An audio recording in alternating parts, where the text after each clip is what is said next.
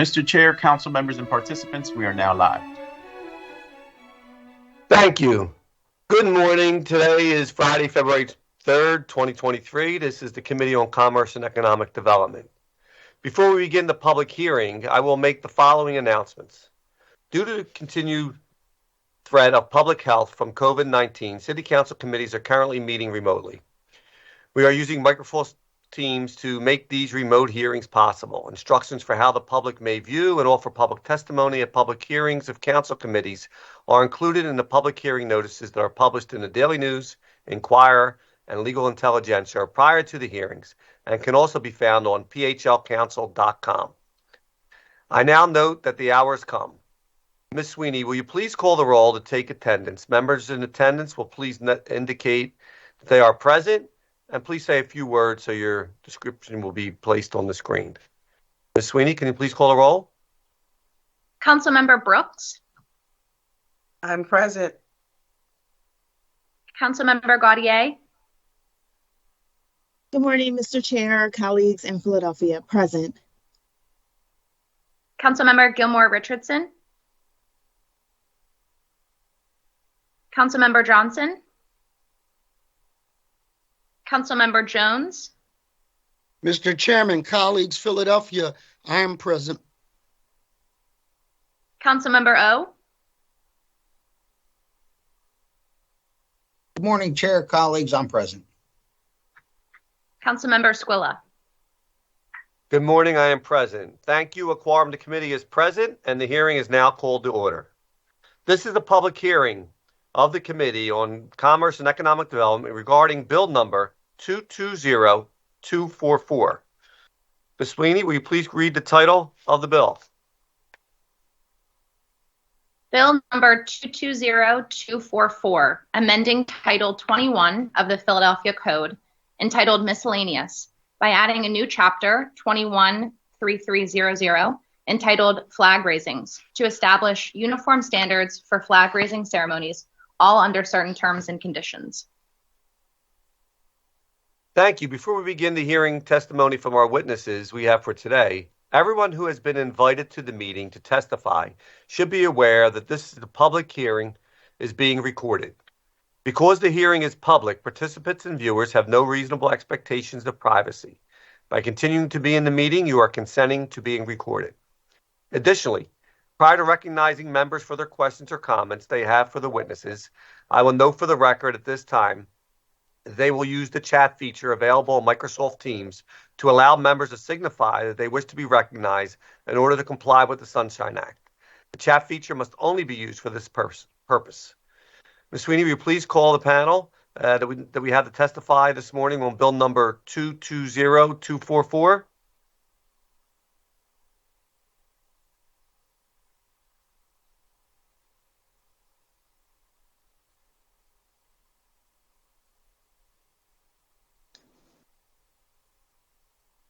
Liz, I don't know if you're muted or not. Sorry about that. Panel number 1 is Amy Eusebio. Hi, Amy. How are you? And just state your name again for the record, and then you can proceed with your testimony. Great. Good morning. Amy Eusebio, Executive Director of the Office of Immigrant Affairs. Please proceed with your testimony. Great. So good morning, Councilmember David O, Councilmember Squilla, and the members of this committee. I am Amy Eusebio, the Executive Director of the Office of Immigrant Affairs for the City of Philadelphia. With me today is Margaret Hughes, First Deputy City Representative.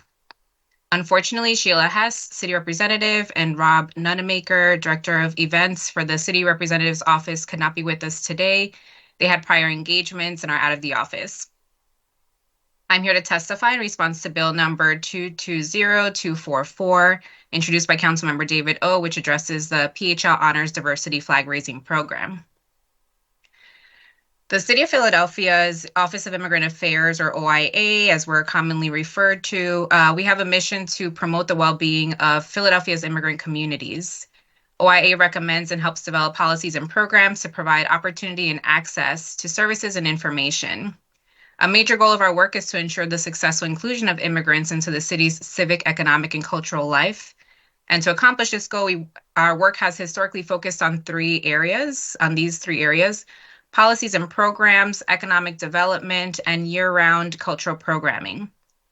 OIA partners with the Office of City Representative, or OCR as they are often called, which celebrates and enhances Philadelphia's visibility and diversity through event creation, community engagement, innovative experiences, and collaborations. OIA and OCR co-produce the PHL Honors Diversity Flag Raising Program. The Philadelphia Honors Diversity Flag Raising Program was formally launched in 2018 and celebrated the rich diversity of our city as the nation's first World Heritage City. The program honors residents with international heritage with the goal to make Philadelphia a more welcoming city for immigrants. These flag raising events are to be celebratory for our own local cultural community and not meant to become political or controversial. Prior to formalization in 2018, OIA and OCR helped raise about 15 flags per year 15 flags per year starting in 2016, and it grew to 45 flags each year since its formal inception, with consistent return applicants each year.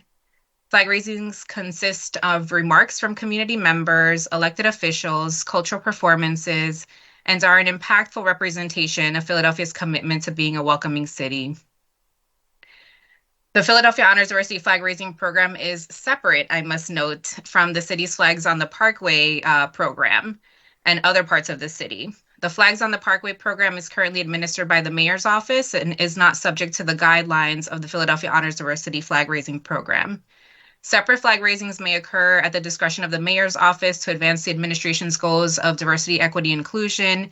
Examples include the LGBT plus Pride flag, Juneteenth, and Indigenous Peoples Day.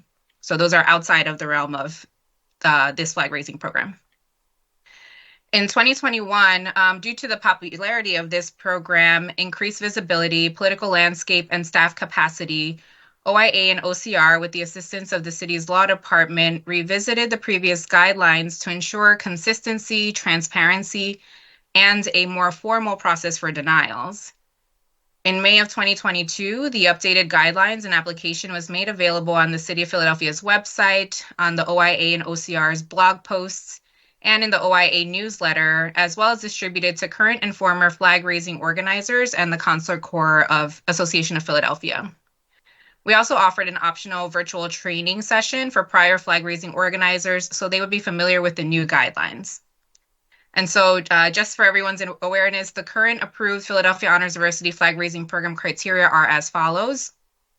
1, an applicant must be related in its mission or its membership to the country of the flag it seeks to raise. 2, an applicant's mission and program should clearly promote the well-being or inclusion of Philadelphia's immigrant communities. 3, an applicant must have its organizational address in Philadelphia. And 4, the foreign country of the flag must be one of the following: a nation with an official consulate or embassy in the United States, a nation that is recognized by the U.S. Department of State, a nation that has significant historical, ethnic, or commercial ties to Philadelphia. So any of those 3. And flag raisings only occur Monday through Friday, excluding city-observed holidays, between 10 a.m. and 4 p.m. for a 1-hour program. Applicants must supply the country's 6x10 officially recognized flag that is nylon, double-sided with grommets. Flags will be raised for a minimum of 24 hours, maximum of 72 hours. Applicants are limited to 1 request per calendar year and will be raised on the north apron of City Hall or the Municipal Services Building as an alternative. If an applicant is denied a flag raising due to not meeting the requirements or their desire to raise a non-Department of State recognized flag, an internal meeting will be convened by OIA and OCR to include the city's Department of Commerce, Mayor's Office, and the Law Department, and any additional departments or offices relevant to confirm denial or to discuss the rationale. If applicable, the city will offer the applicant an opportunity to meet to explore an alternative option to acknowledge the value of its immigrant community to the city of Philadelphia. Options include city officials attending and or speaking at a community-led event, linkages to city services and programs that address a community need, or an invitation to participate in a different city initiative or program. OIA and OCR firmly believes that our existing policy, guidelines, and applications should remain in effect as they ensure consistency and have been reviewed extensively by the Law Department. This concludes my testimony, and I'm happy to respond to any questions at this time. Thank you. Amy, thank you so much for your testimony. One quick question from me is that you mentioned the state recognized flags, but then there was one that said that or a city recognized or affiliated organization. So one is who qualifies for flag raisings, and then the separate matter is what flag we will fly. Under guidance of the Law Department, we will only fly flags that are recognized by the U.S. Department of State. All right. So a country could be eligible for flag raising. And I think one of the things we're going to cover today, too, is that for some countries, the officially recognized flag is a painful flag. And we recognize that and want to offer alternative options to those communities. How about if it's not a country flag? Those are not under the guidance of OIA. Those become mayor's office initiatives based on like diversity, equity, and inclusion goals, like the Indigenous Peoples Day, Juneteenth, LGBTQ, and there's many others. All right, so we could still raise those flags, and it's up to a different process, is what you're saying.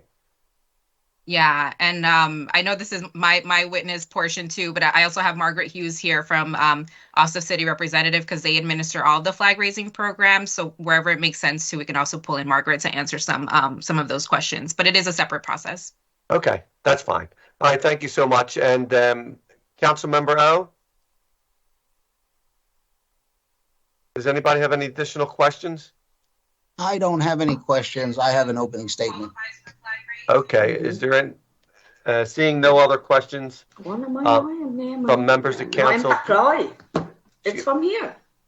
Please mute yourself if you're not speaking.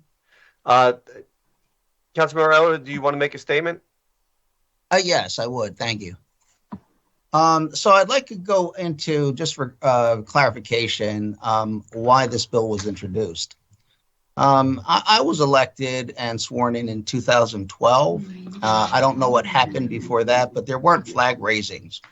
There was a flag raising that was done annual by Councilmember Maria Quinones Sanchez. She would raise the flag of Puerto Rico, which is a Commonwealth of the United States of America. And the flag raising was very significant because many of our Puerto Rican citizens and other Hispanics did not feel welcome in City Hall. They were very much felt disenfranchised. And I noticed that when she celebrated with the flag and Three Kings Day and offered food and music right here in City Hall, many people from the community came in, enjoyed the music, and felt very welcome. I had, when I got elected, done an event around B2B for various minorities to engage in contracting with our city entities. And I was surprised how few people attended.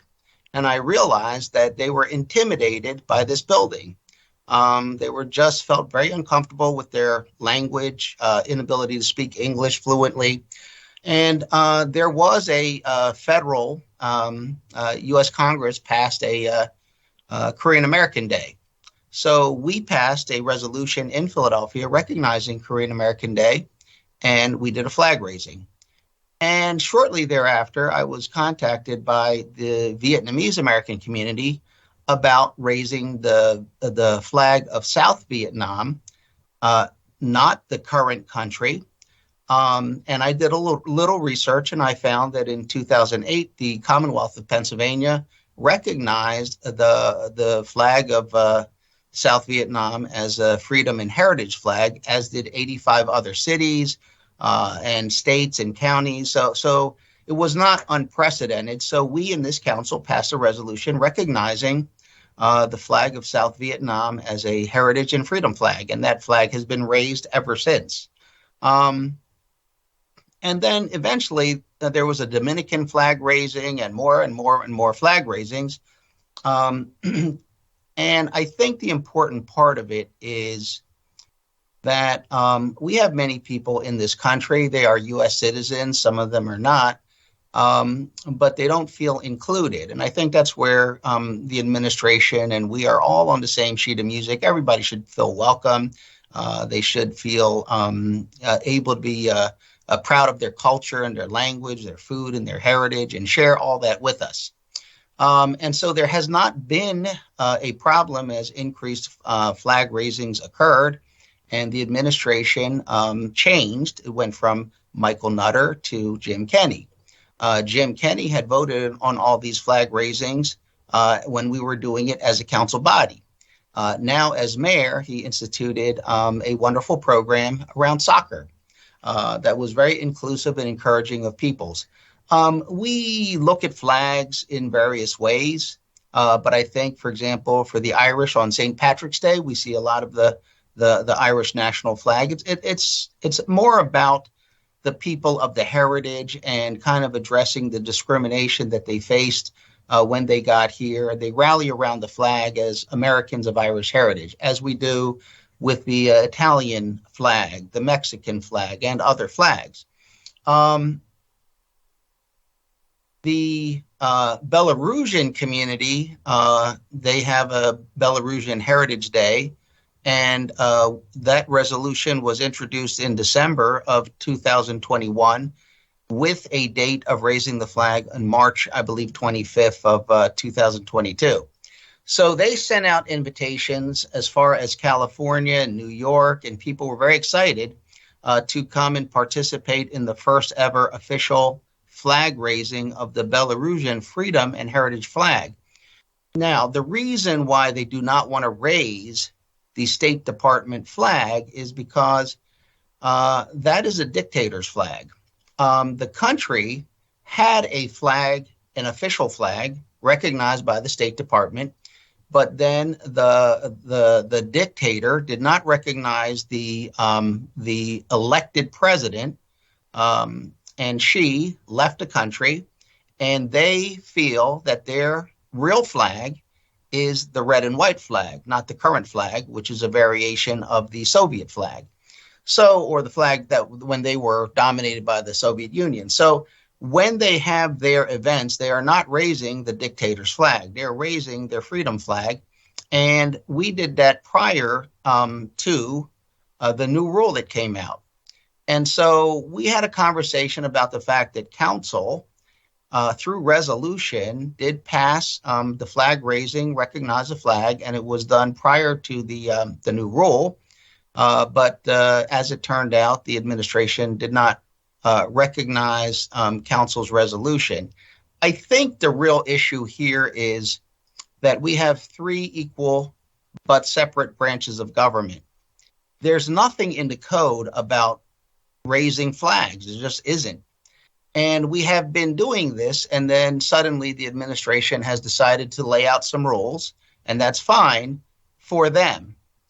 But when they do not recognize a council resolution that's passed unanimously, I think that raises a very serious issue, and that is that all three branches of government coexist in this building. We have courts, not only Philadelphia courts, we have state courts in this building. We have all of city council, and we have the executive branch, the mayor. And so rather than just simply say, I think we've lost our chairman. He seems a little frozen. I'll wait to see if he comes back.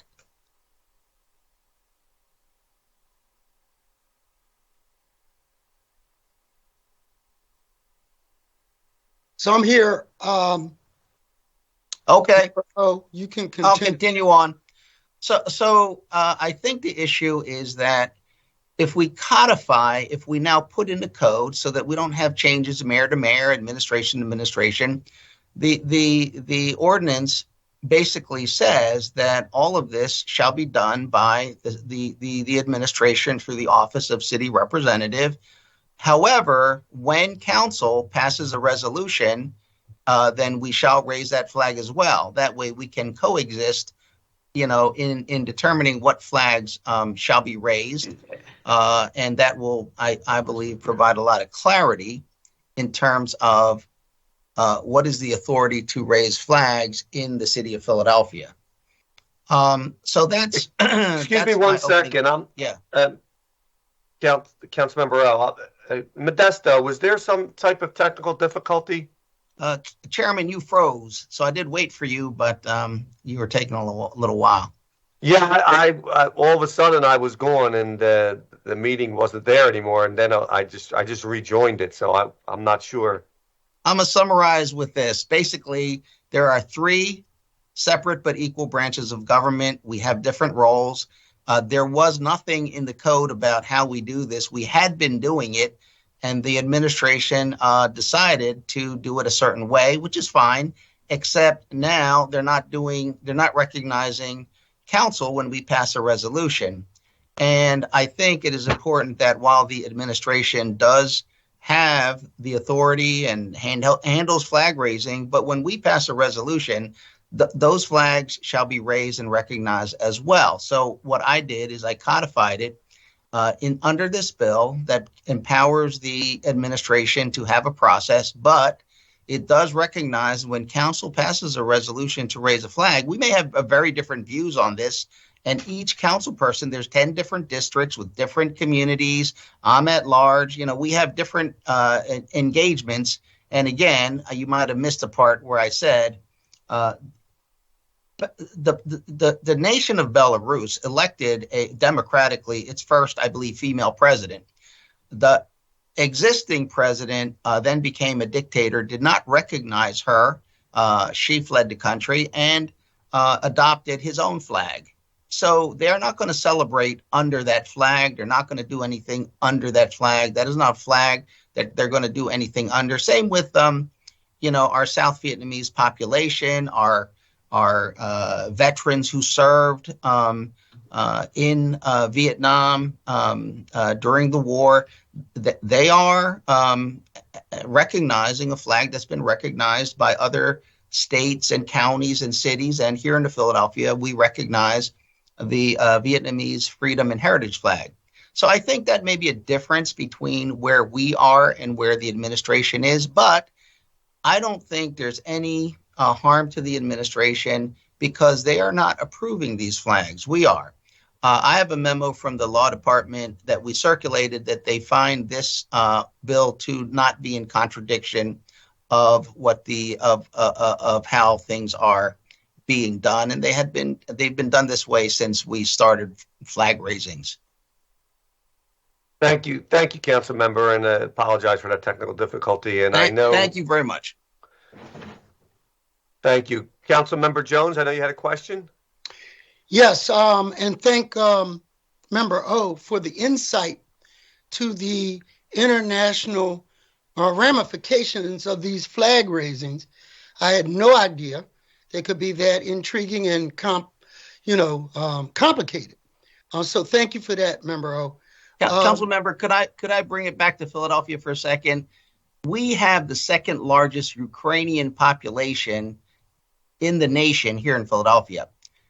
If the Ukraine were to fall and the flag was altered under a dictatorship, you will not find Ukrainians doing anything under that flag. They will be raising the flag that is flying now. I think flags, while they are foreign in nature, I just did the Caribbean Festival. Then over the summer, flags flying everywhere. It's a symbol of Philadelphians who rally as a people to say we're Americans, we're here in America, we're here in Philadelphia, but it is sensitive. Thank you. Yeah, I appreciate that sentiment and insight. I really do. My question is more of a issue of uniformity. And so the question becomes, do some flag raisings, because of their nature, intrigue, and quite frankly, security risks, cost more than others? And that's of the city of Philadelphia. So for example, using your example, if the Ukraine were to raise their flag and Russia might object to that, does that constitute a greater security risk for us here in Philadelphia? And I just wanted to get some insight to whether or not that is a factor in some of these flag raisings. I think it is a factor in the sense that not per se the flag of the Ukraine, because we've flown that many times. I think there are sensitive issues, and right now it falls on the administration. If a council member were to introduce a bill of great controversy, they will take on that problem politically. However, I do think that under the current process, we have one flag right now that we fly every year. That is the flag of South Vietnam. It is flying at the Vietnam Memorial right now and in other places all over this country. We have it at, for example, shopping centers. So the population here does want us to raise the flag of freedom and heritage for South Vietnam. And to suddenly stop that is a problem for them. And for the country of the Belarus, it is a problem as well. But I think rather than not raising flags or coming up with rules that prevent a case-by-case review by the legislature, because I think this is a separation of powers. Like in Washington, the White House is the president, the Capitol is the Congress, and the Supreme Court is the judicial. But we're all in one building here, and I think it's a very we have to work out a way where legislature can represent their constituents, the people of Philadelphia, while the administration, applies its policies. They do have to coexist. No, I'm totally on board with that uniformity. The only question I have, Mr. Chairman, is there an added cost from one raising to another, and who assumes the cost of security in those cases? So that's for the administration.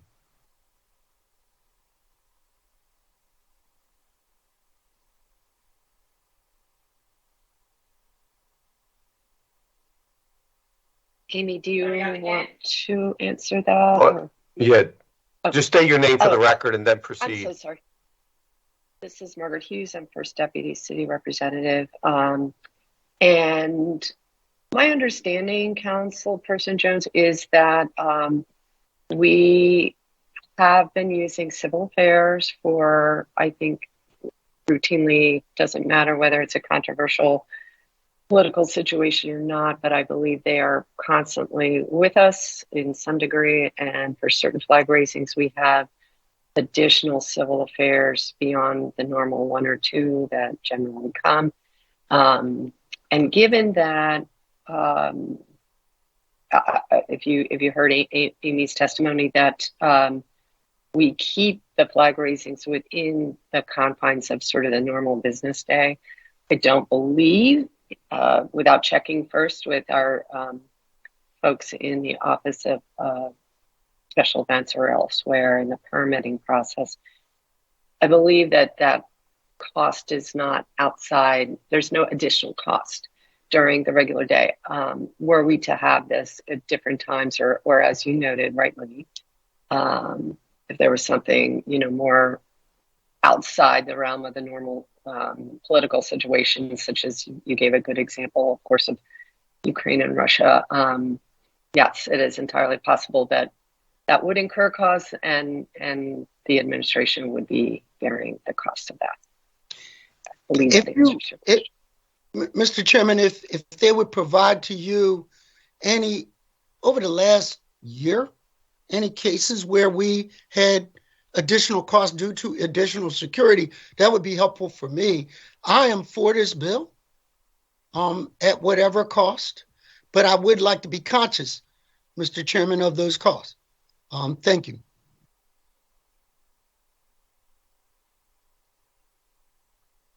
Thank you. Thank you, Councilmember Jones. And when we receive that information, we'll send it out to the committee. Are there any other questions?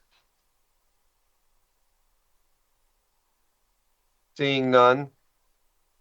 Liz, is the next panel to testify? The next panel is Sergey Shaliga, Nadzeya Norton, Vladimir Charnowski, Natalia Hatkowski, Maria Efimova, Ivan Bakarenka, Valerie Morachako, and Angelica Zatseva. Thank you, Liz. If you could just read the first person to testify, if they're connected, they could state their name for the record, and then we'll go from there. Sure. Sergey Shaliga. Sergey, if you're available, just state your name and then proceed with your testimony. Thank you. Sergey Shaliga is here. Can you hear me? Yes, we hear you fine. Please proceed with your testimony. Thank you for being here. Good morning. Good morning, everyone. Good morning, dear council members. Again, my name is Sergey Shaliga. I represent Belarusian community here on this testimony. I want to thank Council Member David O for very detailed summary of what's going on in Belarus and why we have this situation with the flags, why only the white-red flag is recognized by a majority of our community here in Philadelphia. So I will skip that historical part and we'll go directly to the topic. Our community is a growing community in Philadelphia. We would like to become a part of Philadelphia family of nations. And exactly as David stated, we coming from that environment where government is not helping people, but more goes against them. Most of Belarusians, we are afraid of even communicating with the city administration, go to the city hall.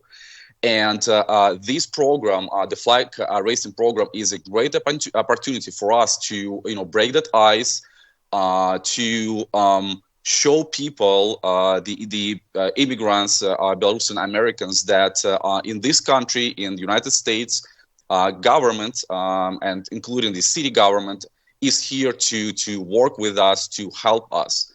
And with the current city policy, where the only way we can have this ceremony done is by raising the flag of dictator Lukashenko, this is not acceptable for us. So that means that we basically excluded from this program completely. And this is our problem. So that's why we're asking you to support this bill and allow Belarusian community to raise our historical flag, because this is important thing is that the flag that we are all care about, the white, red, white, it's not something new. This is the flag of Belarus for centuries, and this is the flag that President Clinton was holding in his hands when he visited Belarus in 1994. So this is the first and only president of the United States that visited Belarus, and he, when he visited, he was welcomed by this flag, by the flag of Belarus freedom.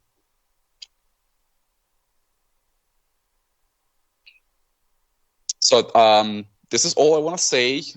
Once again, I hope that you will hear us and you will vote positively for this bill. Thank you very much. Thank you so much for your testimony. Much appreciated. And we'll hold questions until the whole panel is done testifying. Liz, can you read the next name to testify? Nadzea Norton. Nadzea, just state your name for the record, and then you can proceed with your testimony. Thank you. You're muted. I think you're muted.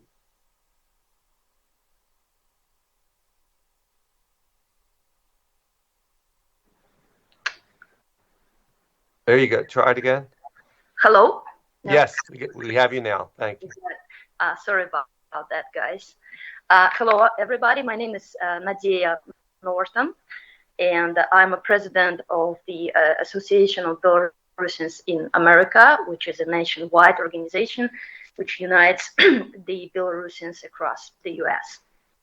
And thank you very much for having this hearing, and I'm happy to make my testimony.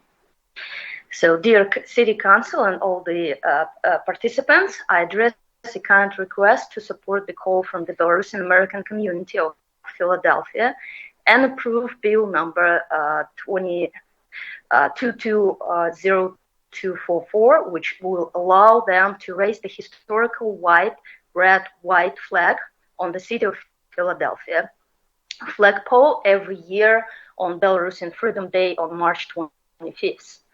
The entire Belarusian diaspora around the globe strongly opposes the current official red-green flag of Belarus adopted by the Soviet communist regime.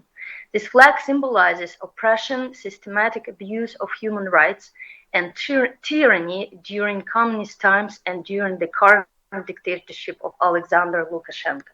Today, this flag greets Russian aggressors who launch missiles and bombers to strike the Ukrainian cities.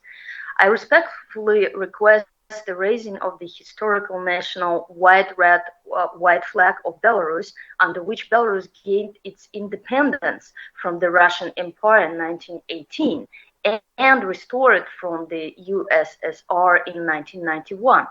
Belarusian democratic forces and the Belarusian community throughout the world use the white flag as a symbol of the courageous struggle of the Belarusian people for democracy and freedom. Under this flag, many Belarusians defend Ukraine against Russian aggression. I would be grateful for your attention and favorable consideration of this request from Belarusians across the city of Philadelphia, the great state of Pennsylvania, and the United States of America. Thank you.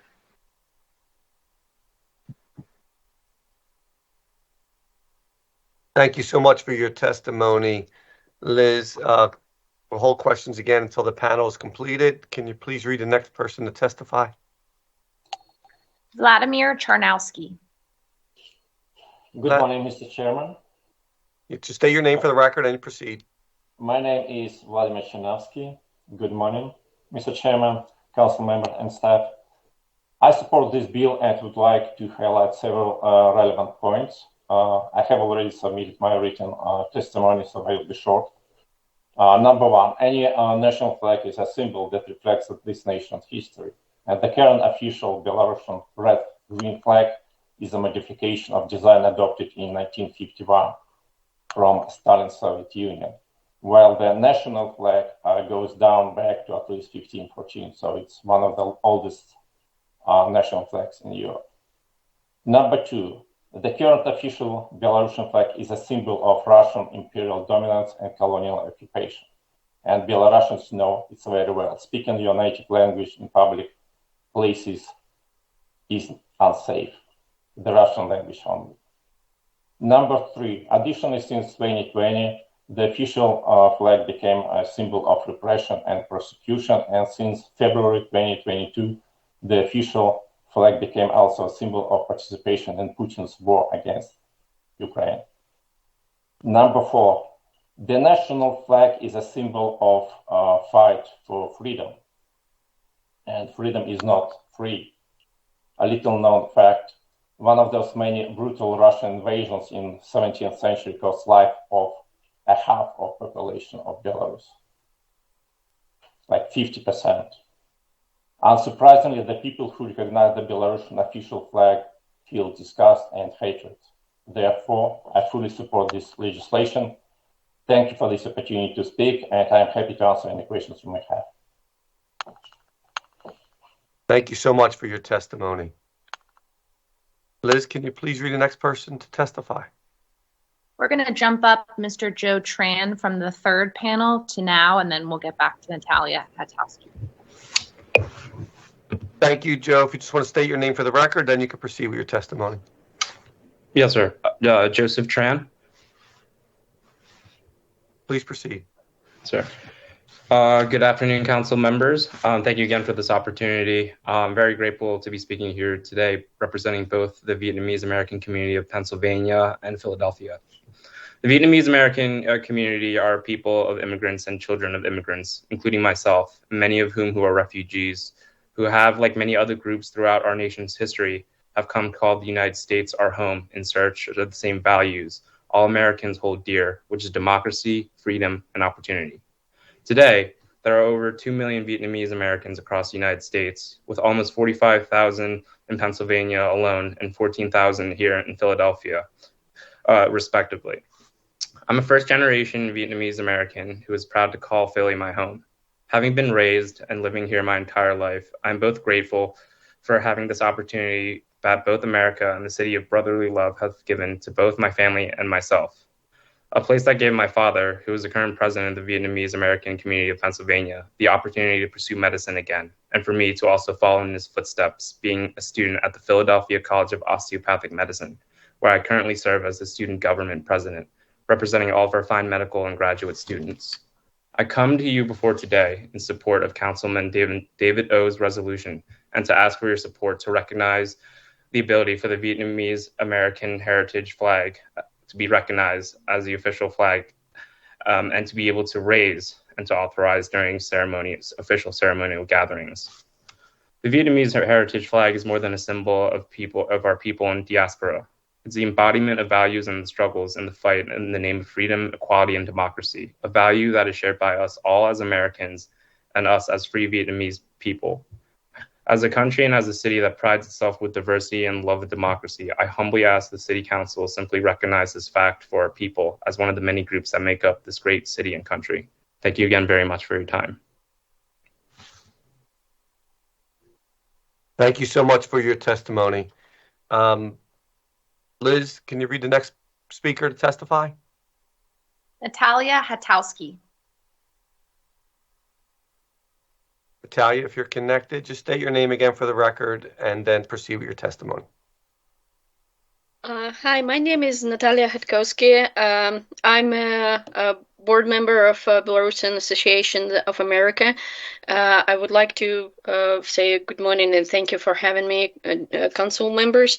And I would like to testify and I kindly ask the council members to allow our community in Philadelphia to raise a historical national flag of Belarus on the ceremony by the reasons that the current red and green flag that is adopted in 1996 by unlawful referendum by dictator Lukashenko is like it does not represent the people of Belarus. During the mass protest in Belarus, where 2% of the whole country population went on the streets, they were all like raising the white flags. This flag has a big history in Belarus. It was official flag during short period of time of independence, and it does mean a lot for us and for all the immigrants who came to the United States in the fear of persecution in Belarus.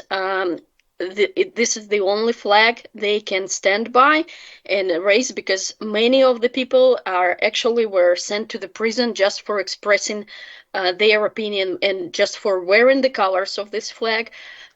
So they cannot support the flag of tyranny and tortures, which is current flag that is recognized by the State Department. Thank you. Thank you so much for your testimony. Liz, please read the next speaker to testify. Maria Efimova.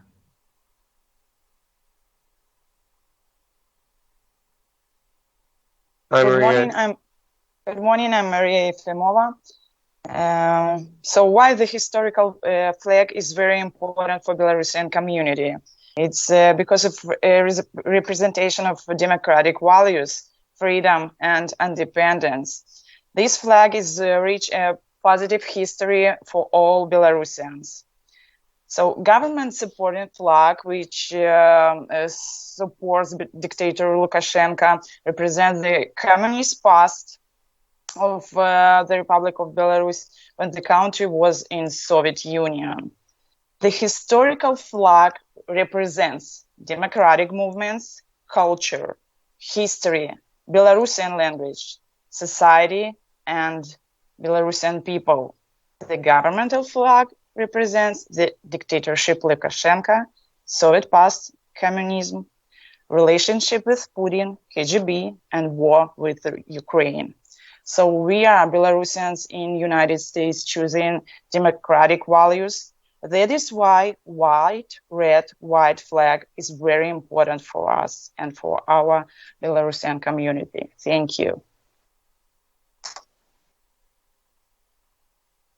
Thank you so much for your testimony. Liz, can you please read the next speaker's name? Ivan Pakarenka. Ivan, if you're available, state your name for the record, and then you can proceed with your testimony.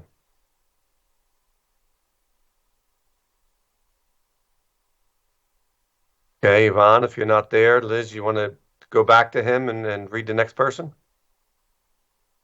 Valerie Morachko. Valerie, are you connected and available?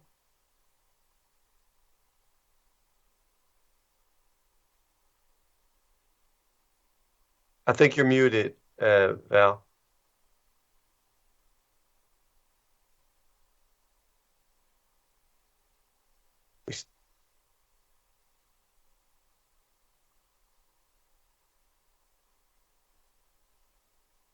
No, we could still, I see you speaking. Modesto, are we able to? Oh, wait, there you go. Can you hear me now? Yeah, we hear you now. Okay. Thank you for this opportunity. I will give you a brief review of the relations between those two flags, and you will understand that it is even. Val, before you start, can you just state your name again for the record, and then you can proceed. Okay.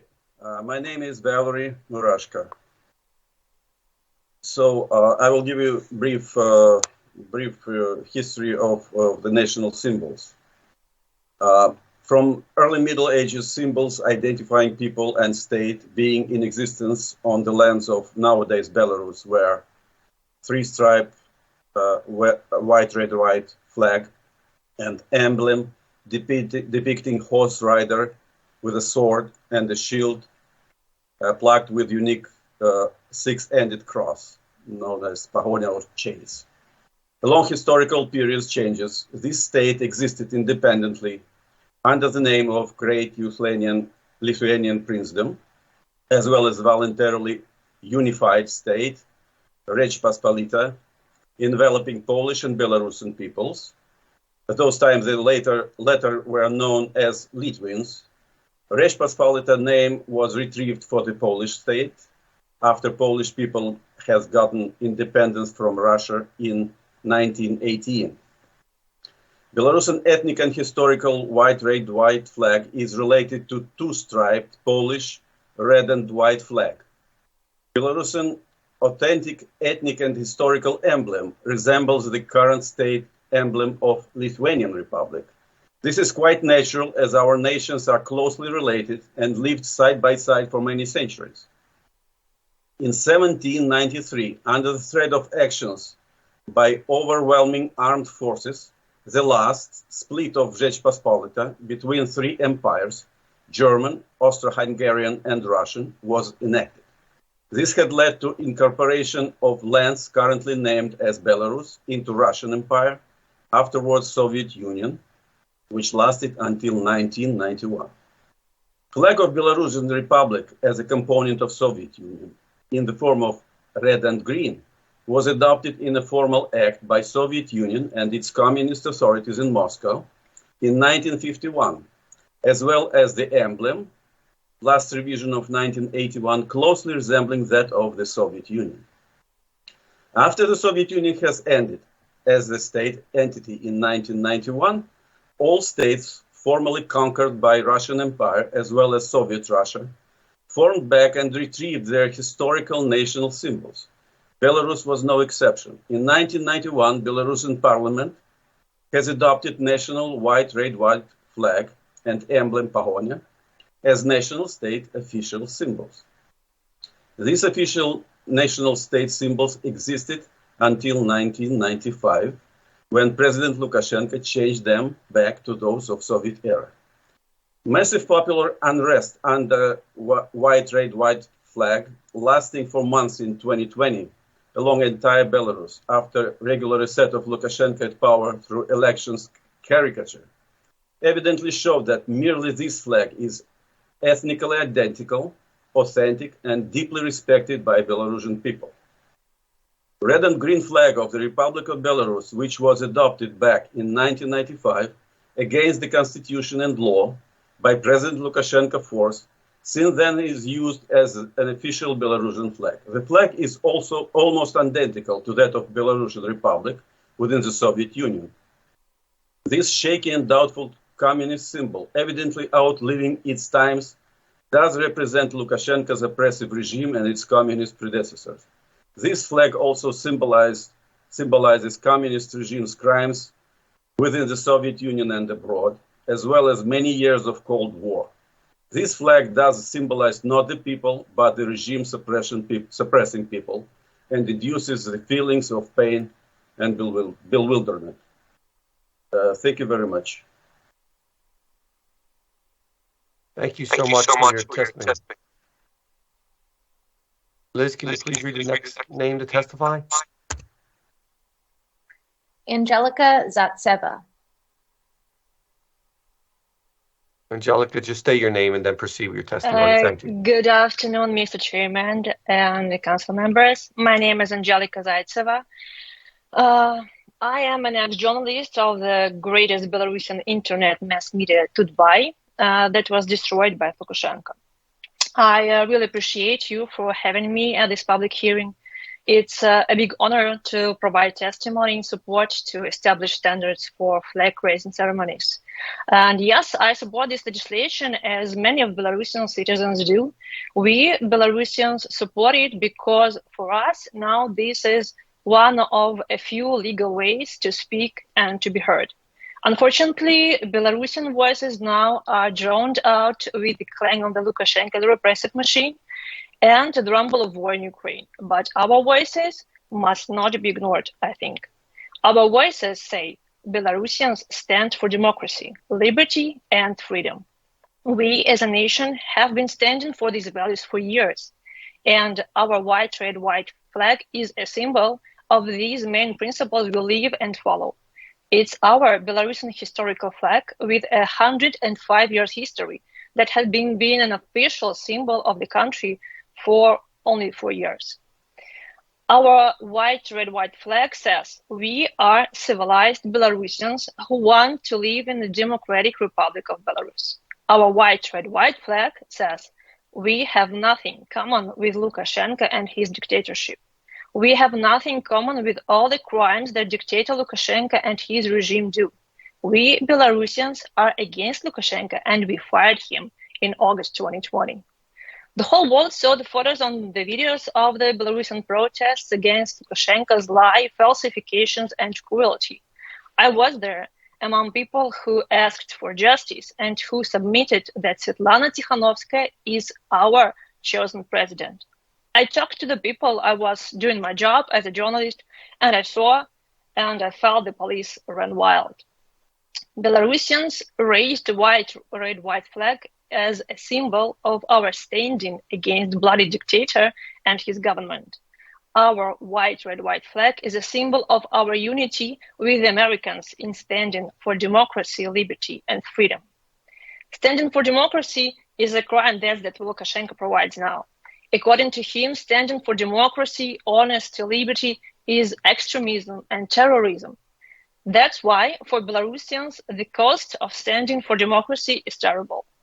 What is this cost? Well, it's more than 11,000 criminal cases for political reasons appeared in recent 2 years. Thousands of Belarusians were thrown into prisons. They were beaten in the prisons and in the police offices. Some of them were killed, and we have the proof of it. 1,433 people are political prisoners in Belarus now. This is today's data according to human rights activists. And about 100,000 Belarusians were made to leave their motherland in a hurry and ask for political asylum in other countries. I was among them. That's why I'm here now, with no family, no home, no job, no friends, and this is the cost I paid for standing for democracy in Belarus. And many Belarusians did the same. Well, being here in the USA means for us Belarusians to have future. You give us a possibility to fight for democracy and freedom in Belarus any way we have. And raising our white, red, white flag is one of these ways, because this way we show people in Belarus that we are together and we didn't give up. There is nothing more to ask you except one thing. Please support this legislation. It will cost nothing for you, just saying yes. It's a small world, it's the word for the huge support of democracy, liberty, and freedom in Belarus. Thank you. Thank you for your testimony. Liz, can you please read the next speaker to testify? The next panel is Vicky Young, John Scott McAllister, An Lee, and Lequen Yu. We will begin with Vicky Young. Thank you, Vicky. Just state your name. Okay, my name is Vicky Ung. I'm president of Vietnamese American community in Philadelphia. I would like to thank the city of Philadelphia for allowing our community to display the South Vietnam flag over the past several years. This is simple but symbolic gesture should be continued. The South Vietnam flag is the identity of Vietnamese American community. Recognize it can acknowledge and contribution to the experience nearly 16,000 Vietnamese American taxpayers. This is the same flag that fly high at Vietnamese American event and throughout the Vietnamese Business District, 6th Avenue and Washington Avenue. At the Vietnam Veteran Memorial, where it's paired with the USA flag and everywhere else in the city. Besides paying the tax and being a dutiful citizen, Vietnamese Americans have served in U.S. Army, Navy, Air Force. For Vietnamese who have lost their life in Iraq and Afghanistan for America, the city should honor this fine Vietnamese American servicemen and their origin by displaying the South Vietnam flag. Remember, 58,000 servicemen died, hundreds of thousands of disabled, and also still 1,600 are still missing in action in Vietnam. Let's raise a yellow flag at City Hall to pay the homage to the bravery and service of Vietnam vets and raise awareness for those still missing. The city of Philadelphia had duty to remember 648 sons. Ultimate sacrifice is not in vain. Hopefully, someday we'll find a trail of all missing servicemen. We must not forget about them. They are unsung heroes. During Vietnam War, many Vietnamese Philadelphians fought along with U.S. servicemen. When the war is ending, those who fought with or worked with U.S., they are in prison and suffer years in communist re-education camp. They were nearly starved to death. They were stripped of their assets and changed in tiny way of their life. The yellow flag symbolizes where we come from and our fight for the free society. I am survivor of Vietnamese War. For this survivor, the Cambridge Rising red flag with the yellow star is a middle elicits anger and profound sense of loss. I have heard so many stories of communist regime abuse, which Vietnamese government have never apologized or formally acknowledged. I urge you to pass the bill 220244 to allow display the South Vietnam flag. We recognize the historical and cultural significance of the Vietnamese community and honor the sacrifice of Vietnam veterans and Vietnamese American servicemen. We are grateful to Councilman David O for introducing Bill number 220244.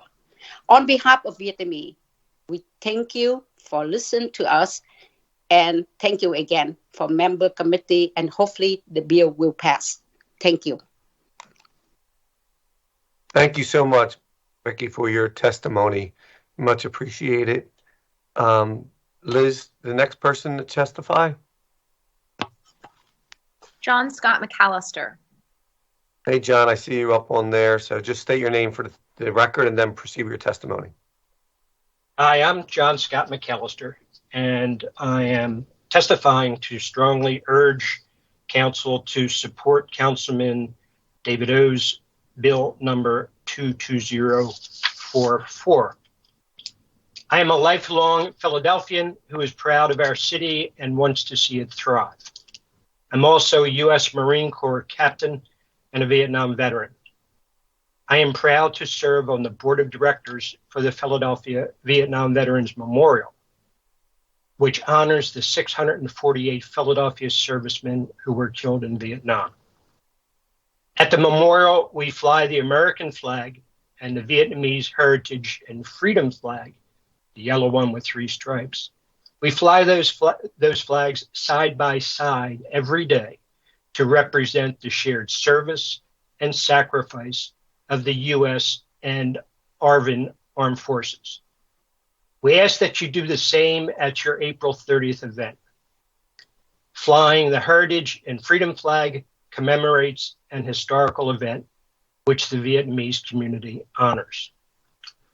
On April 30th, we mourn the terrible losses sustained by the Vietnamese people during the war and the horrific treatment they received from the oppressive communist regime after the fall of Saigon on April 30th, 1975. We also commemorate the successful journeys to freedom made by the Philadelphia Vietnamese American community. In raising the Vietnamese Heritage and Freedom flag at the flag raising ceremony, you demonstrate that the Philadelphia City Council understands and appreciates the courage, heroism, and endurance shown by the Philadelphia Vietnamese American community in the face of tyranny and danger. Besides their courage and thirst for freedom, allow me to share 2 other key things I've learned from my Vietnamese American friends. I've learned that the Vietnamese Heritage and Freedom flag is a passionate symbol for freedom lost and freedom regained. And I've learned about their heartfelt appreciation for Vietnam veterans. One person expressed it this way: "We thank you for leaving your loved ones to come to our country and help ours." Since arriving in Philadelphia, the Vietnamese American community has asked for little but contributed much. The same generation of Vietnamese who came here with nothing now thrives. They are our dentists, doctors, and pharmacists, lawyers, educators, businessmen and women. Education and hard work were stressed by these families. Consequently, their children have become the next generation of Vietnamese Americans to enter these professions. And this virtuous cycle of contributing to the social and economic development of Philadelphia continues through the 3rd generation. The notion of flying the State Department recognized flag of the Socialist Republic of Vietnam, the red one with the yellow star, to commemorate April 30th is outrageous and hurtful. It is a painful insult to Vietnamese Americans, and it dishonors the memory of the United States and ARVN veterans who served and died in Vietnam. I encourage you to do the right and honorable thing and fly the Vietnamese Heritage and Freedom flag at future flag raising ceremonies. To conclude, I have two short videos that they total 4 minutes.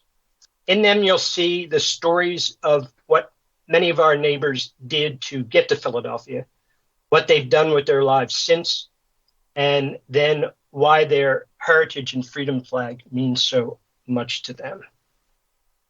You'll actually see in the videos two people who are testifying today, Vicki Young, who you just heard from, and Dr. Ann Lee.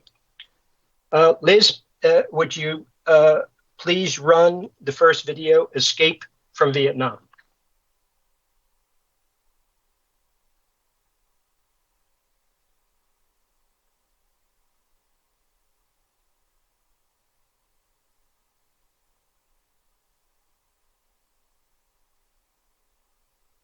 Liz, do we have access to that?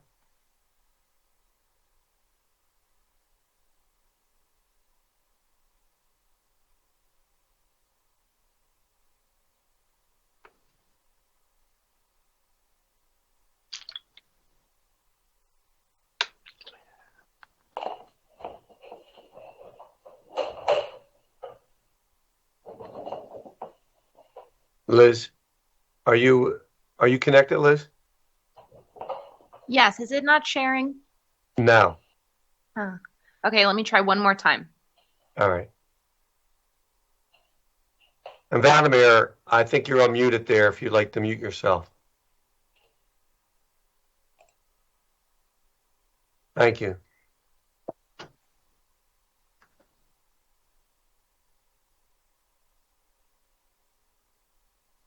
Liz is still not sharing.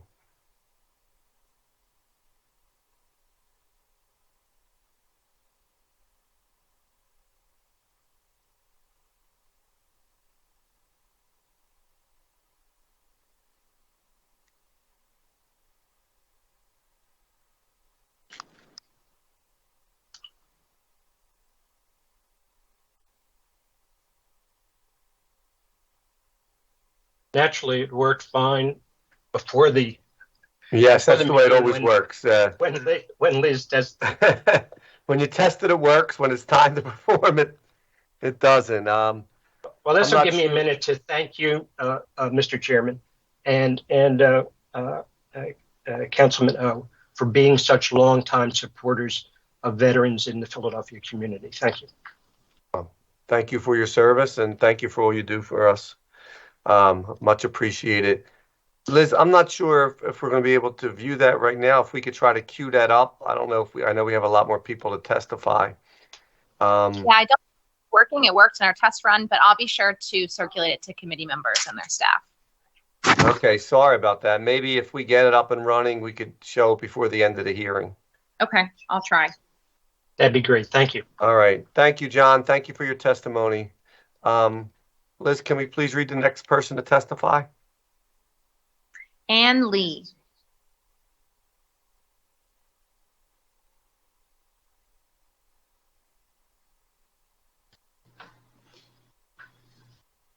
Okay. Can everybody hear me now?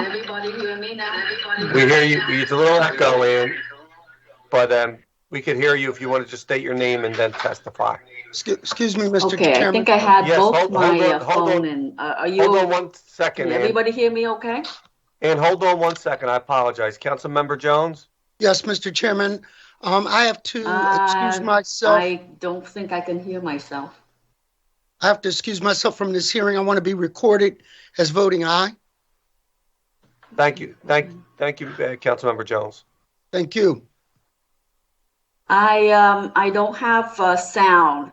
Can you pass it and I will fix my microphone and then I'll get back on. We hear Sorry about you. that. We hear you.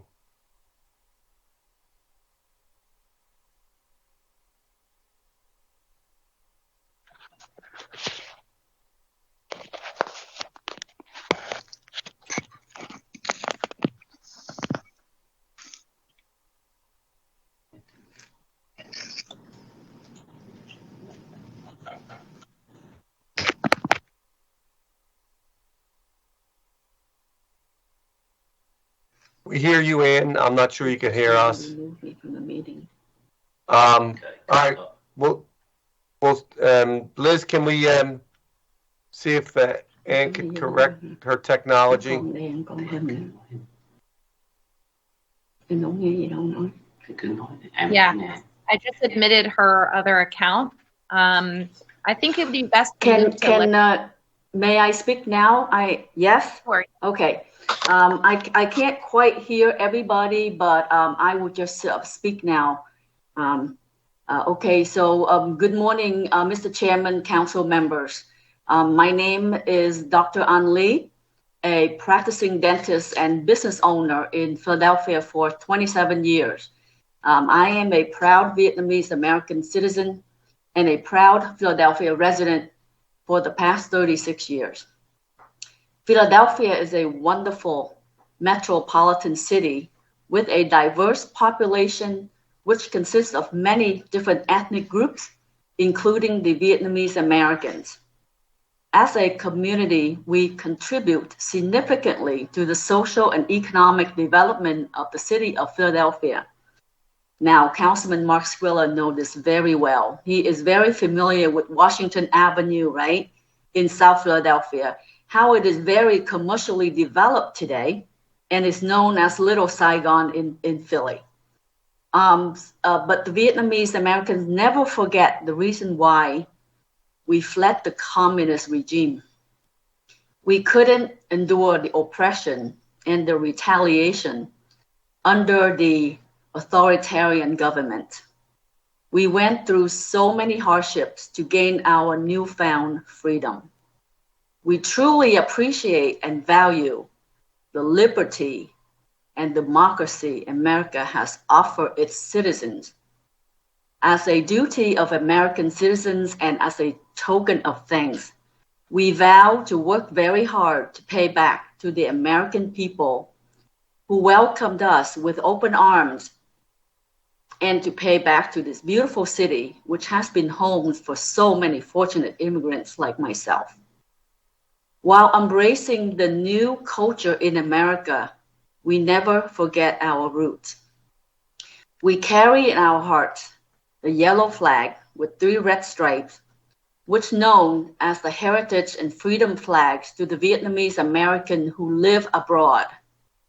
It is important to the Vietnamese community to be able to honor the yellow flag with the 3 red stripes, which represent the Vietnamese overseas, particularly the Vietnamese Americans who live in Philadelphia and the tri-state areas. I sincerely urge the City Council members to consider our wish to be able to, once again, fly our heritage flag at City Hall on April 30th every year to commemorate our ancestors and to celebrate our cultural heritage. And last but not least, I would like to thank Councilman David O for sponsoring this bill, and thank you all for your attention.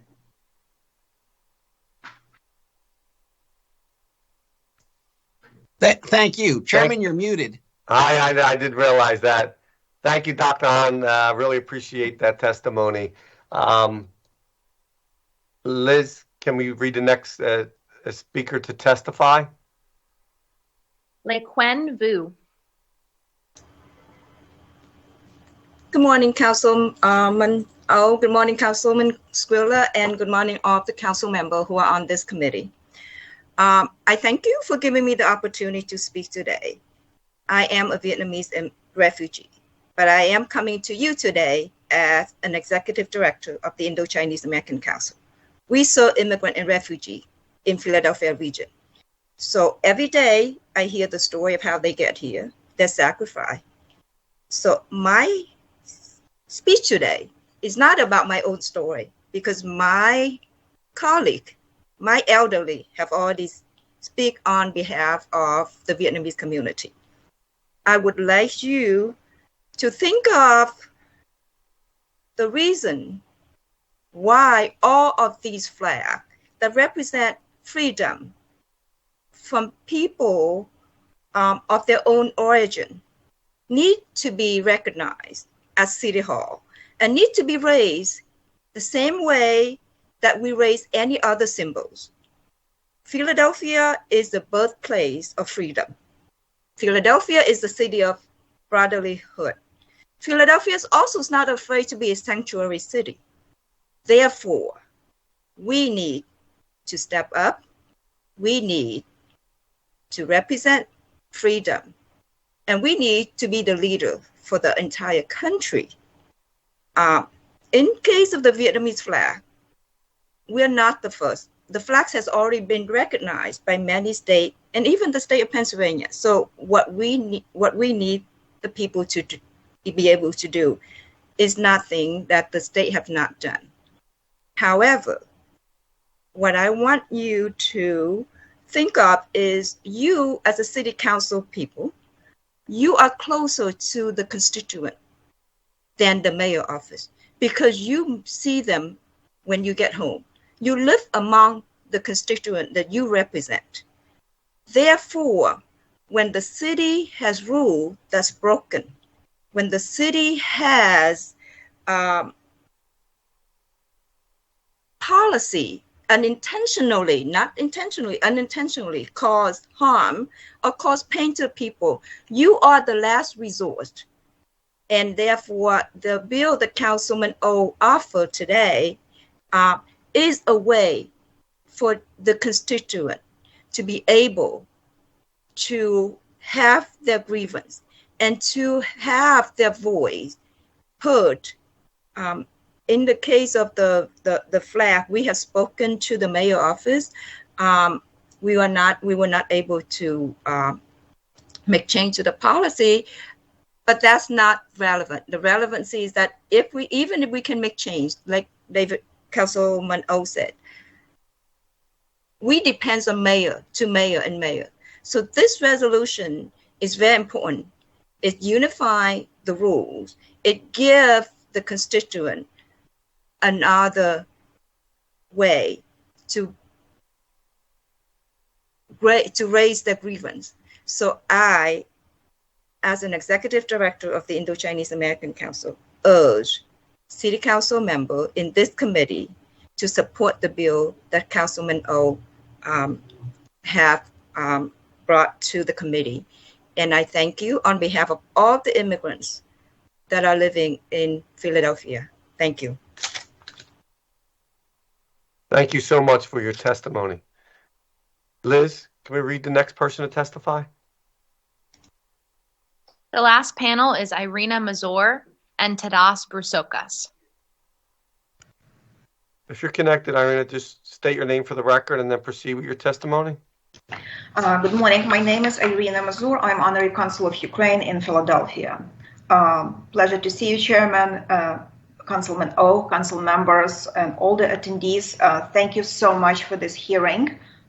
Before I will speak, I would like to thank you for your support of Ukraine and all of the newly arrived Ukrainians that arrived to our city. I see, Mr. Chairman, that you are wearing sign of support of Ukraine on your left wrist.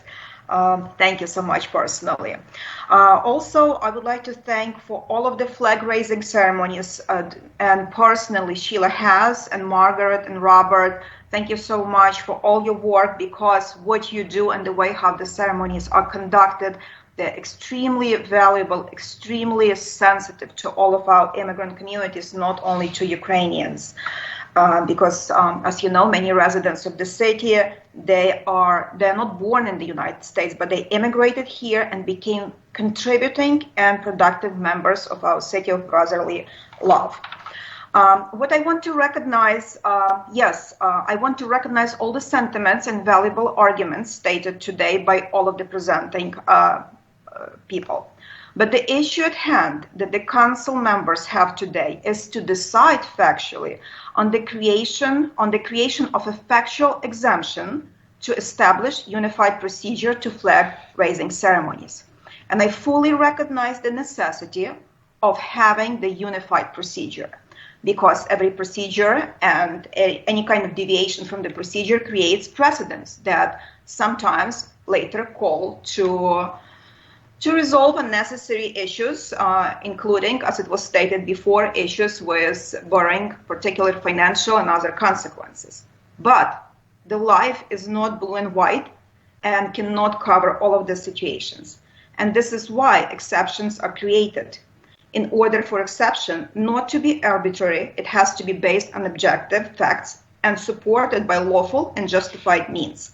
In my testimony today, I intend to convince you that creating an exception to the established current procedure of flag-raising ceremonies at the City Hall property is necessary and reflects the views and desires of residents of Philadelphia that you represent. So essentially, as it was stated by Councilman O, the issue at hand came recently, and it was very hot because of the desire of Belarus community to fly their historical and national flag. And I want to emphasize again that this flag, white, red, and white, under this flag, President Bill Clinton was greeted in 1991 when he visited Belarus. The current official flag of Belarus is representation of the Soviet flag. And this is the flag under dictator Lukashenko that represents the government that is accomplishing to Putin and kills and tortures innocent people. I do recognize the diplomatic protocol that establishes diplomatic relations between the countries. But the Philadelphia City Council does not represent the federal government or does not and is not involved in the U.S. foreign policies. Moreover, if you will take a look into the information stated of the Department of State, as of February 28, 2002, the U.S. Embassy in Minsk in Belarus suspended all of the operations in Belarus due to the current war and invasion of Ukraine. And last year, I personally submitted an inquiry to U.S. Department of State inquiring whether there is any objection.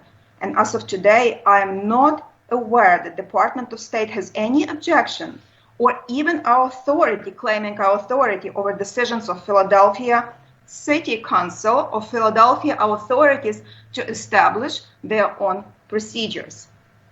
I would like to emphasize that the community of Belarus, supported by many other communities like Ukrainian, Georgian, Lithuanian, Latvian, Estonian, Uzbek, Kazakh, Kyrgyz, we all strongly oppose to the official Belarusian flag, as it represents not only oppressive dictatorship, torture and killing of innocents, political opposition, oppression and persecution of people who defend their right to live in free and democratic country, of the country free of communism.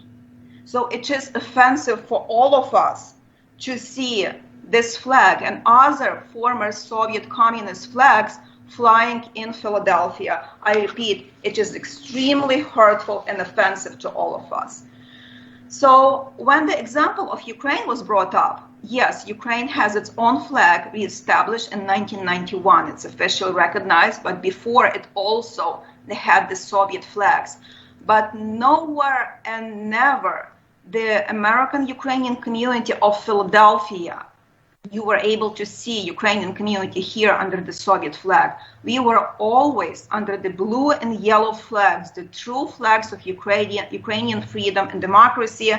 And now you can see those flags in every corner in Philadelphia, and everyone is in support of Ukraine. But why? It's a matter of flag. It's a matter whether you support the right or wrong, whether you support democracy and whether you support the liberty. So I strongly would like to emphasize that in case of flying the traditional red and white flag, we never had any objections from anyone from Belarusian community or from other communities, including the Russian community, because thank God, even the Russian community, they do understand the necessity of removing all of the post-Soviet flags from the city's properties. No conscious person in the US would object the flying of white, red, and white traditional and historical Belarusian flags. So, and I would like to remind you, council members, that yes, you do represent people of Philadelphia. So today you did hear evidence, you did hear testimonies in support of establishing this particular exception that when you have evidence of a vote and desire of people that you represent, you have to take this matter to consideration and you have to allow the procedure which allows the exception to traditional rules, because voices of communities that you represent, you have to take them to account. So I would like to thank you for your attention, and I'm looking forward working with you in the future, not only on this matter, on many Ukrainian matters or other matters that our community has at hand. And I wish you a really wonderful day and wonderful weekend. Thank you.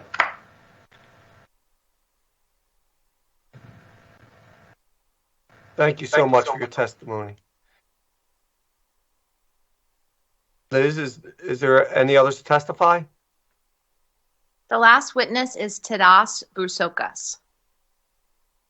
Thank you, Tadas. Just state your name for the record and you can proceed with your testimony. Tadas, I think you're muted. You hear me? Yeah. Thank you. Sorry. So my name is Tadas and I'm a representative of Lithuanian community.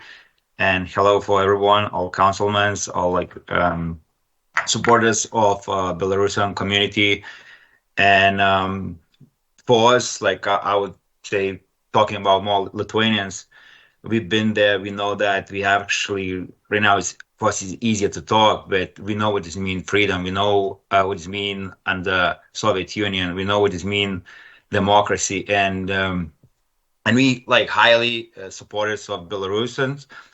People who represents this white, red, and white flag, which for us is really important because I feel it's because whatever cities has this flag is for us it basically presents dictatorship, lies, and all kind of other bad things, which for us Lithuanians to associate, which we don't want to see that. We want to see flag which presents democracy, which presents freedom. In this noise meeting. I'm sorry. Yeah. So we as a Lithuanian community, we really we support this flag, and we basically whatever we could do from our community, we be willing to assist.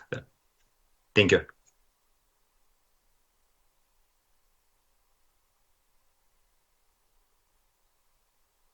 Thank you so much for your testimony. Much appreciated. Sorry for that interruption. Liz, I know there was two speakers that we did not get a chance to hear, or do you know if they're available? Or It looks like there was one person, Ivan Bakarenka, but I don't believe he's on the call. Okay, are there any questions to any of the panelists that have spoken today? And thank you all so much for your testimony. Hearing no further questions from members of this panel, there being no other panels to testify, we'll take a brief break to connect members to a public that wish to testify in the bill before the committee. Liz, do you know if there's people who are calling in? There are two public commenters, Alex Yankovsky and Yana Karlsson. Okay, Modesto, do we know if they're connected?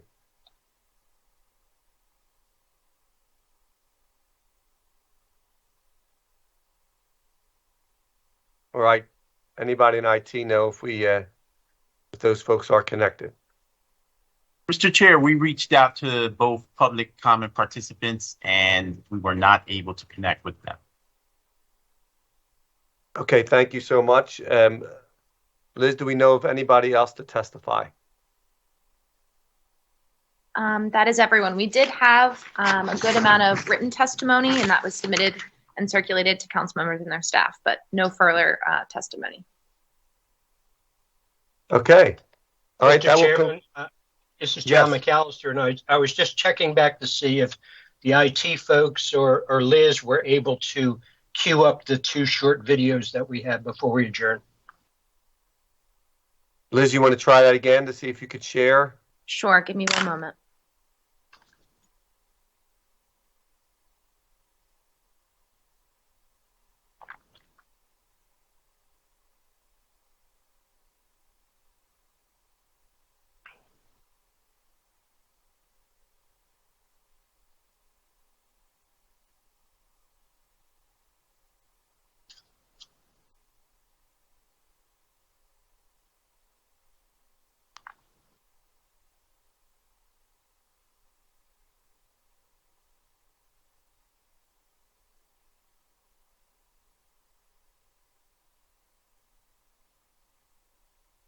Thank you for your persistence. I did this because they're very powerful, and you get to see people from our community that risked everything in small, rickety, overcrowded boats to get here.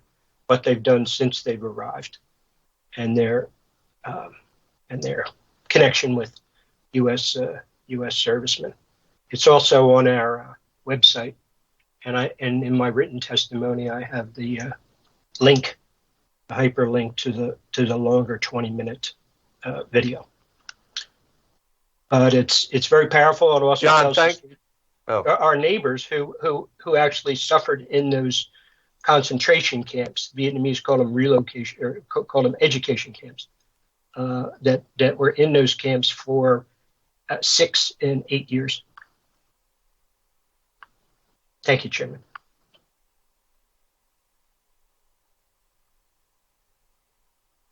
Thank you very much, John. I did see we had, before, while Liz is still trying that, Margaret, did you want to make a comment or a question? Yes, thank you so much, Councilman Squilla. When Councilman O referenced the memo that the law department had presented to him, I noticed and just wanted to share that that there was an additional section that the law department had placed in the memo that I just want to share for clarification, because it may help with perspective on the mechanism of this, as opposed to the spirit of the bill, which I think we all realize is a very noble spirit. So if you will bear with me, and I appreciate this, but respectfully let me do this. If council sought to direct the work of the city representative or establish new rules for flag raisings on city property that conflicted with city practice, such legislation would exceed council's authority. And then 2 charter sections are notated, one being section 4-200, designating city representative as the ceremonial representative of the city, responsible for approval of privately organized events located on public property. And then charter section 5-900 grants council authority to approve by ordinance certain proposed uses of city property, such as sale, acquisition, or construction, and to assign, pursuant to council rules, space within City Hall. So I won't go into the whole thing, but I just want to raise that as a technical point, since the law department probably would want to have some bearing on whatever the vote outcome is. So I'll just leave it there. Thank you. Thank you so much for your clarification. Mr. Chair, I'd like to try one more time to try to share the video, and then we will proceed. Thank you. Okay.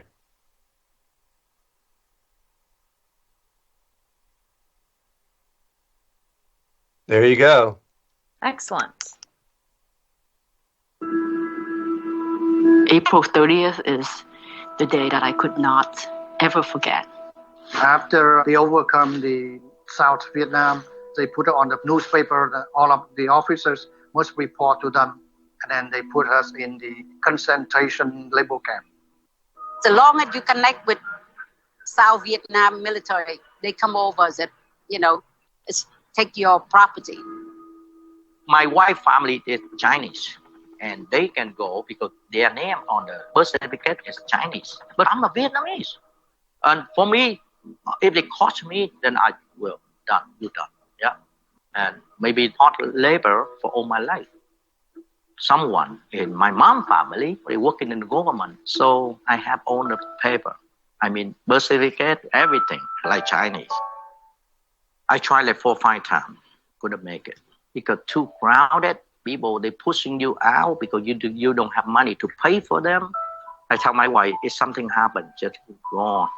In the first 3 days, it's a storm. We get lost in the ocean. We don't want to go to Thailand because of Thai pirates. Many of us tried countless times to flee the country. Finally, this one faithful trip, we got on the boat, a wooden boat about 45 feet long. I don't know how many people were on board on that ship, probably close to 200. And just as we passed through the little canal and the police were asking questions, the little baby cried. And I heard gunshots. Boom, boom, boom. We were all put in jail. My wife told me that we escaped together, we live together, we die together. I said, if we get caught and then we stuck, so let me escape first. And then I planned for you to escape. I was so scared. The pirates boat came and then they took away all the food and they left with us with nothing. Then we had to try to survive.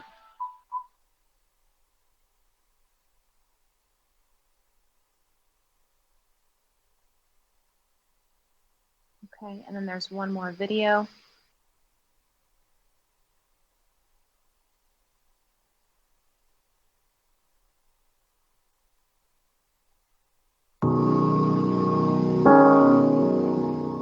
I always worship the yellow flag.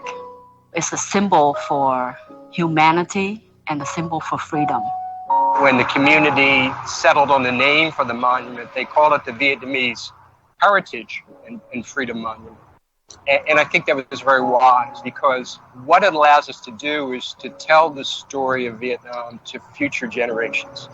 Many generations later, they will learn from there and they appreciate it. And they know what their grandfather or even their father, what they do for this country. But we have to remember, when you lost someone, then you will feel it. Have to think about the people who cannot come back. I think I underestimated how they felt, and I think I underestimated the importance of this monument to us. I don't know of too many others that relate to the joint sacrifice of American and Vietnamese forces. The two flags that floated side by side, that's simple for us. We fought together side by side. We appreciate the American Vietnam veterans, and we want to share a part of that with them. When I left Vietnam, I lost everything. You know, I have no life, no future, and all that. So I hope that with this Vietnamese flag here, and the young people, young generation, understand what we go through to have that up there.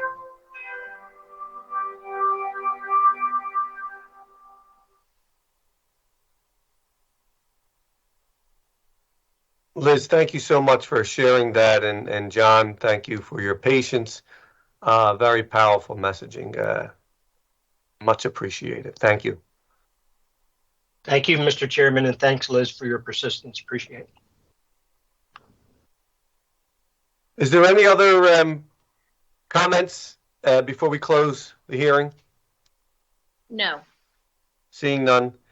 There being no further questions from members of the committee and no other witnesses to testify on bill number 220244, I will ask that there's anyone else present at this hearing whose name we have not called and who wishes to offer testimony on bill number that is being considered today, 220244.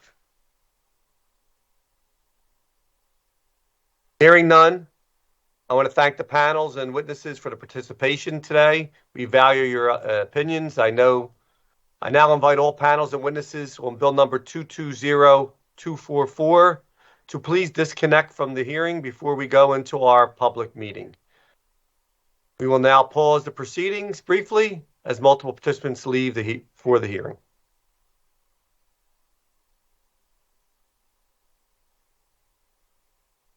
This concludes the public hearing of the committee. We will now go into a public meeting to consider the actions to be taken on the bill before the committee today. We will now convene the public meeting. Ms. Sweeney, please call the roll to take attendance. Members that are in attendance, please indicate that you are present and say a few words so your image appears on the screen. Councilmember Brooks. Good morning still. I'm present. Councilmember Gaudier. Good morning, Mr. Chair. Present. Councilmember Gilmore Richardson. Councilmember Johnson. Councilmember Jones. Councilmember O. I'm present. Thank you. Councilmember Squilla. I'm present. Thank you.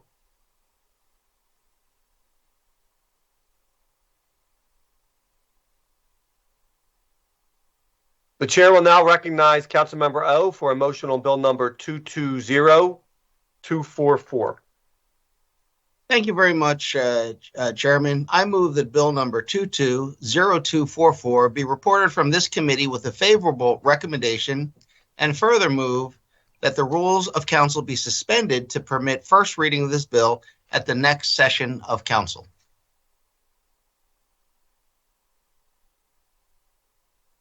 Is there a second? Second. Second.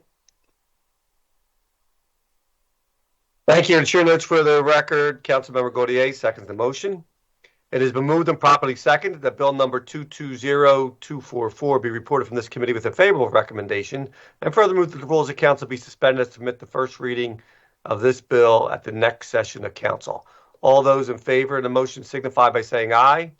Aye. Aye. Those opposed? The ayes have it, and the motion carries. This will conclude the business before the Committee on Commerce and Economic Development on bill number 220244. Thank you all very much. Thank you for your attendance, and thank you for everyone who would testify. Much appreciated. Have a great day. Thank you very much, everybody. Thank you. Have a great day. Thank you. Aye. Thank you.